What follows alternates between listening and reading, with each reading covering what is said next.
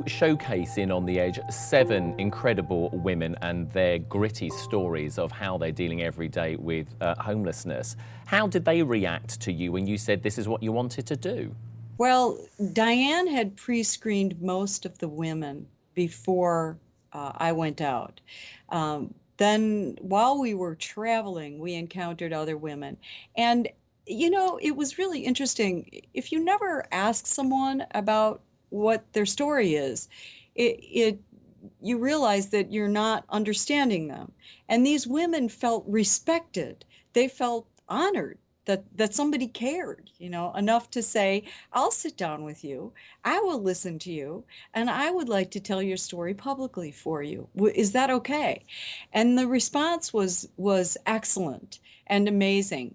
Antoinette, one of the young women in the film, I had never met her. Diane didn't know her. She just spoke very openly with us. And she was still homeless when we left her. I am not sure where she is right now. She was in a 90-day shelter at the time, which meant at the end of 90 days, they were just going to tell her they couldn't help her anymore.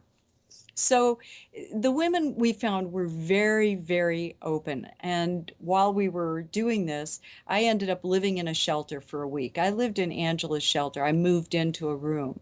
And so I ate the food. I lived the lives that those women lived. I got to know them personally. And the last night we were there, Diane and I said, we'll just sit here and see if people will come in and talk to us. And many women did. We recorded interviews until way into the night because they wanted to tell their stories. They wanted people to understand. Is it because, unfortunately, the society that we live in today, if you are not successful, you're just disregarded as not even being human almost? I think that has a lot to do with it. Poverty is very, very difficult. It's very hard on people. And when a woman loses her home and she is unable to provide for her children, her self-esteem suffers tremendously. Just on a side note, I will add that it was shocking for me to learn how many of these women had been sexually abused as children.